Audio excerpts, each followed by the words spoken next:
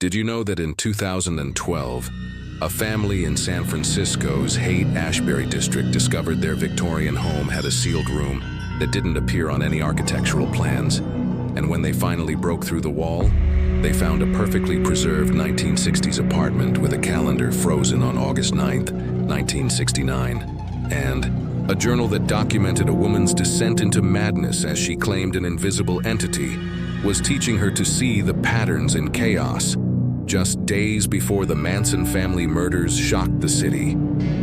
This is the story of the hidden room of Ashbury Heights, of a woman named Lydia Ashcroft who vanished without a trace in the summer of 1969, and of the terrifying discovery that some spaces in our homes are not just forgotten. They're deliberately concealed because what happened inside them was too disturbing to acknowledge, too dangerous to remember, and too contaminated by darkness to ever be opened again. The Morrison family, David, his wife Sarah, and their two teenage daughters Emma and Claire, purchased the Victorian house at 847 Ashbury Street in March of 2012 for what seemed like an incredible deal in one of San Francisco's most expensive neighborhoods. The house had been built in 1897 during the city's Gilded Age, survived the 1906 earthquake with minimal damage, and had been continuously occupied for over a century by various families, the artists, and during the 1960s,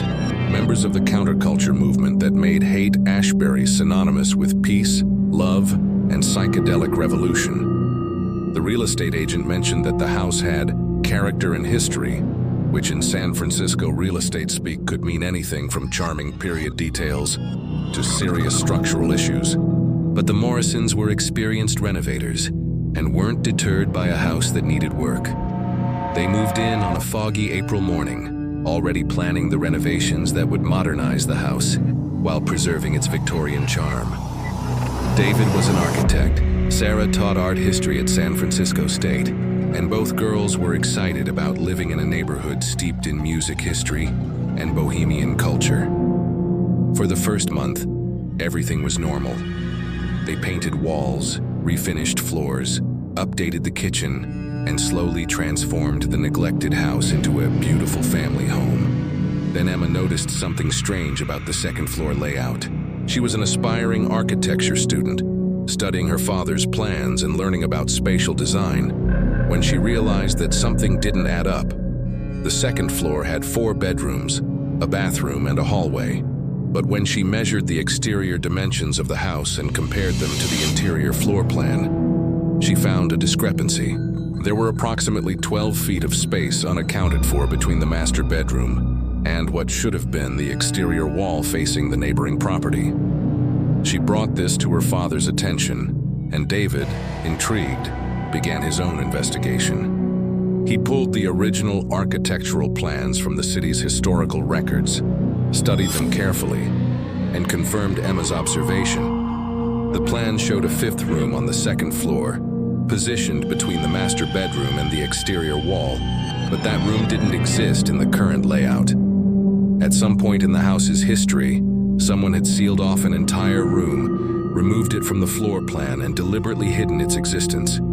David's professional curiosity was overwhelming. As an architect, the idea of a hidden room was fascinating. As a homeowner, it was concerning. What was behind that wall, and why had it been concealed? Using a stud finder and thermal imaging camera, he confirmed that there was indeed a void space where the room should be, and that the wall separating the master bedroom from this void was newer construction, probably added sometime in the 1970s based on the materials and techniques used.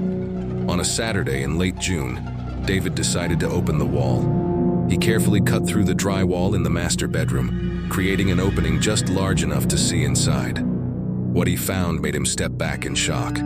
Beyond the wall was a perfectly preserved room, frozen in time, untouched for over 40 years.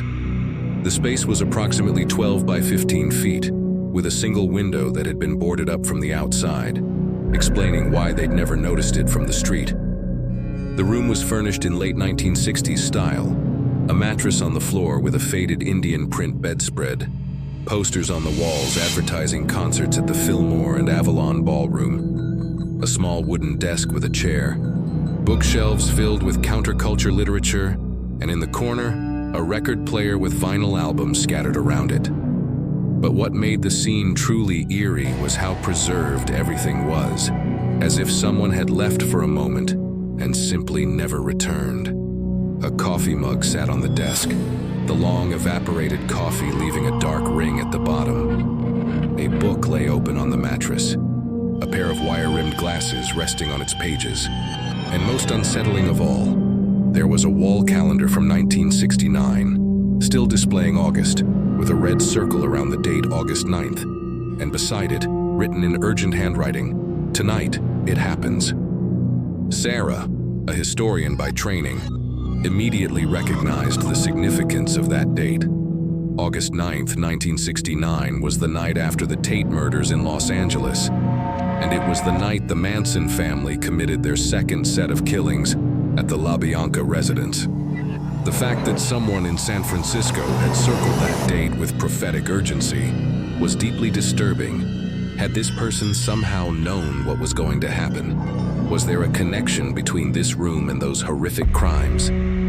The family explored the room carefully, documenting everything with photographs before touching anything. They found identification hidden in a desk drawer, a California driver's license belonging to Lydia Marie Ashcroft, born April 3, 1945, with an address matching their house. The photograph on the license showed a young woman with long dark hair, intense eyes, and the kind of serious expression that seemed out of place on what should have been a routine DMV photo. Beneath the license were other documents, receipts, notes, letters from friends using the hippie vernacular of the era, and most significantly, a journal. The journal was a thick notebook filled with handwriting that started neat and careful, but deteriorated over the course of its pages into something increasingly frantic. The letters becoming larger, more erratic, pressing so hard into the paper that some pages were torn. Sarah, with her academic background and natural curiosity, began reading the journal that evening. And what she found was a descent into madness so carefully documented that it felt like watching someone drown in slow motion, their rational mind fragmenting entry by entry until what remained was something else entirely.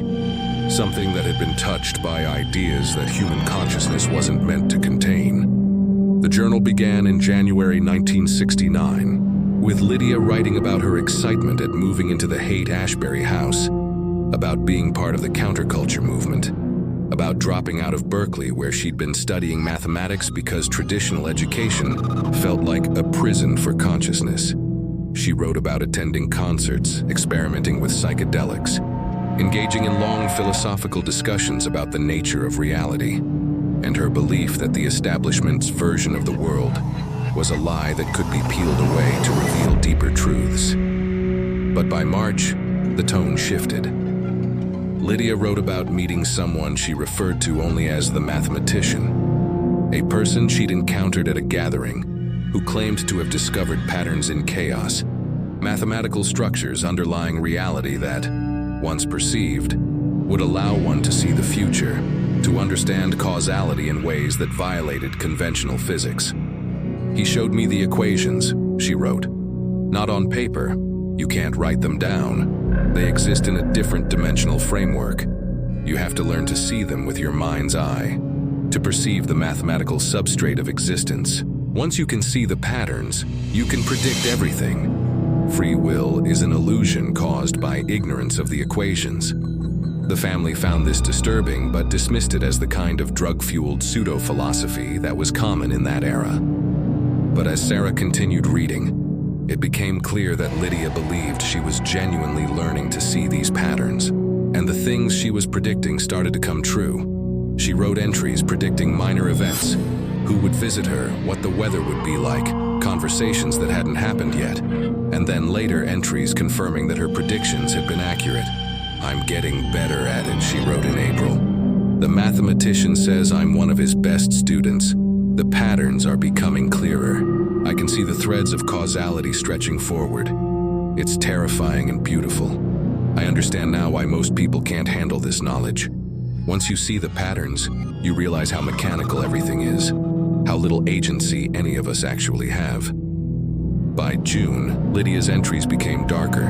She wrote about seeing catastrophic events in the patterns, about violence and death that she claimed was already written into the mathematical structure of the timeline. She mentioned seeing blood and chaos in Los Angeles connected to the music scene and the search for meaning in emptiness. She wrote about trying to warn people, about being dismissed as crazy, about isolating herself in her room because the patterns were becoming overwhelming, showing her too much, revealing futures that she desperately wished she couldn't see.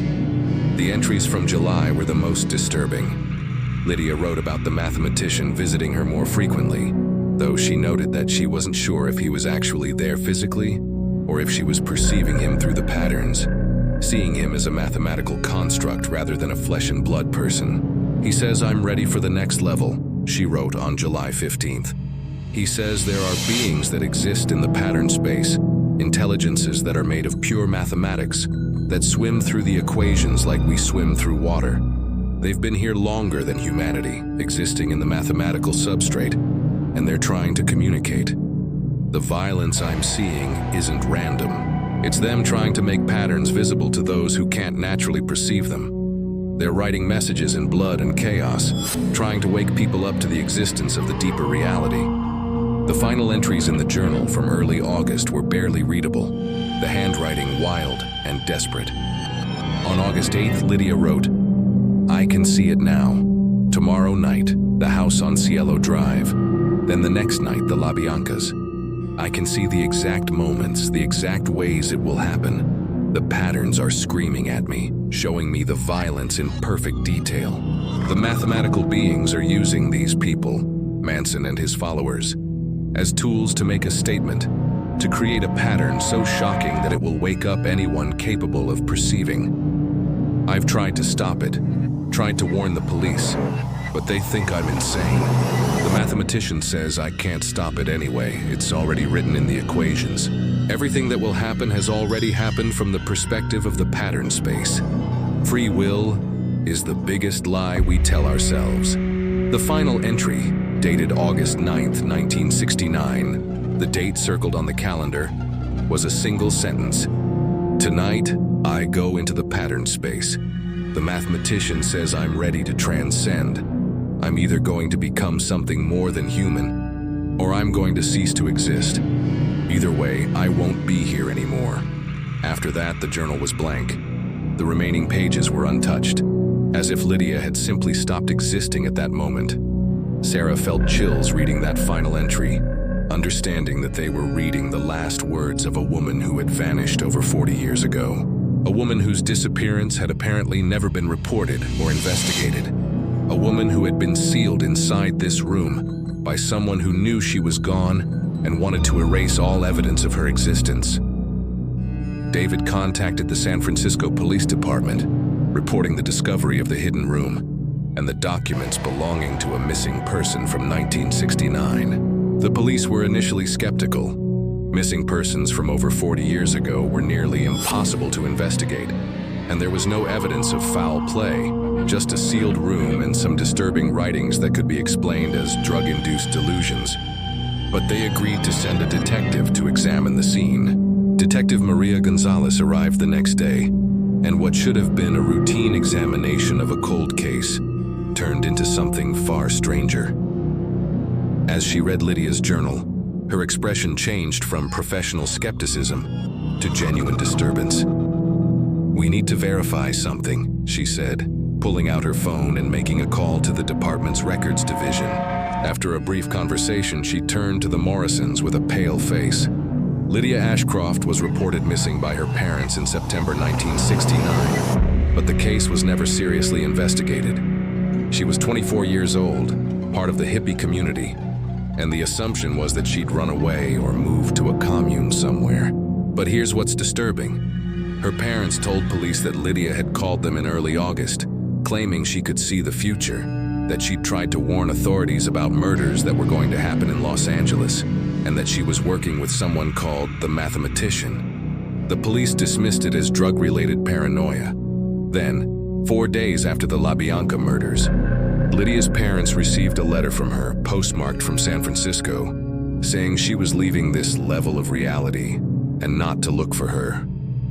The detective's investigation hit dead ends. The letter had been kept by Lydia's parents until their deaths in the 1990s, then apparently lost. No one remembered the mathematician, and records from the late 1960s Haight-Ashbury scene were fragmentary at best. The community had been transient, secretive, and deliberately disconnected from official documentation. The house's ownership records showed that in October 1969, about 2 months after Lydia's disappearance, the property had been purchased by a man named Robert Kessler, who immediately undertook renovations that included sealing off Lydia's room.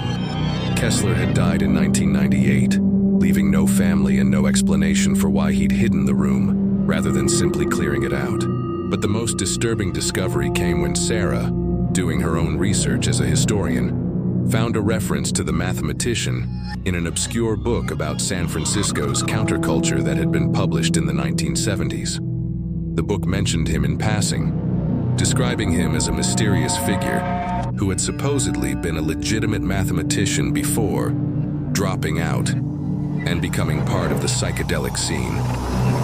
According to the book, he had attracted a small following of people interested in his theories about mathematical patterns underlying reality, and several of his students had disappeared or had mental breakdowns in the late 1960s. The book referred to him only as the Mathematician and provided no real name, no photograph, no way to verify his existence. He was a ghost in the historical record, mentioned in a few sources but never documented, never photographed, never officially present in any way that could be confirmed. Sarah found one more reference in a collection of letters donated to the San Francisco Public Library by a former Haight-Ashbury resident. The letter, dated July 1969, mentioned the mathematician. He's not what he seems. Some of us think he might not even be human. The way he talks about mathematics, about patterns and dimensions, it's like he's describing a reality we can't fully perceive. Lydia is getting too deep with him. She's changing.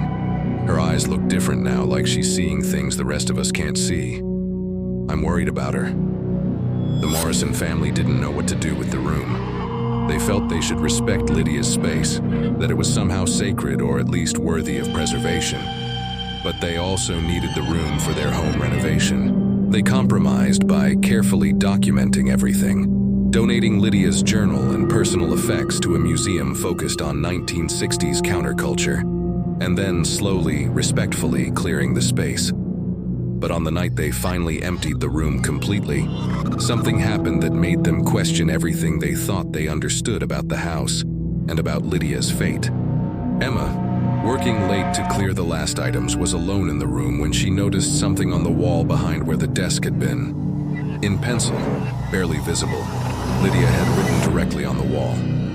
The writing was small, cramped, covering a section about 3 feet wide and 2 feet tall. And it was mathematical notation, equations that Emma, despite being a good math student, couldn't begin to understand. The symbols were standard mathematical notation, but they were arranged in ways that seemed impossible, suggesting dimensions and relationships that violated everything Emma had learned about mathematics and logic. And beneath the equations, in larger letters, Lydia had written, "If you can read this, they've already seen you. The patterns are watching. The mathematician was one of them. I'm not dead. I'm somewhere else. Somewhere the equations lead. Don't try to follow. Don't try to understand. Close this room and never open it again." Emma called her family, and they all stood in the empty room, staring at the wall, at the warning that Lydia had left over 40 years ago. David, as an architect trained in practical thinking, wanted to dismiss it as the ravings of a disturbed mind. But Sarah, as a historian who had read the journal, who had researched the era, who had seen how accurately Lydia had predicted events that hadn't happened yet, couldn't shake the feeling that maybe, just maybe, Lydia had discovered something real, something that existed in the mathematical structure of reality, and that knowledge had taken her somewhere that the rest of humanity couldn't follow. They decided to photograph the equations and seal the room again, but this time not with drywall and ignorance, but with respect and acknowledgement. They left a small plaque on the wall where the opening had been, a simple memorial. Lydia Ashcroft lived here. She saw patterns the rest of us couldn't see. May she find peace in whatever dimension she inhabits. But the story doesn't end there. 3 weeks after sealing the room, Emma began having dreams. Not normal dreams, but mathematical dreams where reality was represented as equations and patterns, where she could see connections between events, where the future seemed to be written in a language of pure logic and inevitability.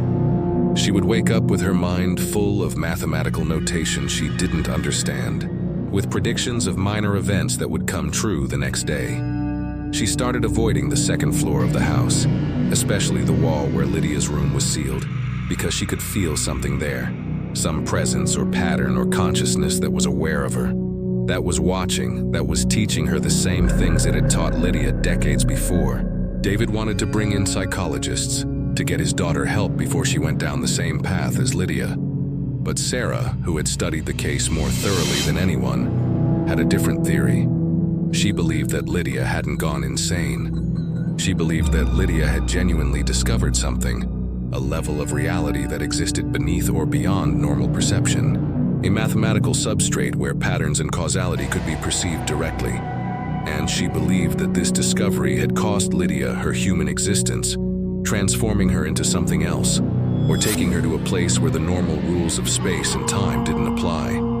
The academic in Sarah wanted to investigate further, to study Emma's experiences, to see if they could verify Lydia's claims. But the mother in Sarah was terrified, understanding that some knowledge might not be worth the price of obtaining it. The Morrison family still lives in that house.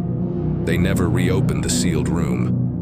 Emma's dreams have decreased in frequency but never fully stopped, and she's learned to ignore them, to push away the mathematical patterns that try to show her the structure underlying reality. She refuses to study advanced mathematics, afraid that formal training would give her the tools to understand what she's seeing, and that understanding would pull her into the same place where Lydia vanished. Sometimes, late at night, they hear sounds from behind the sealed wall.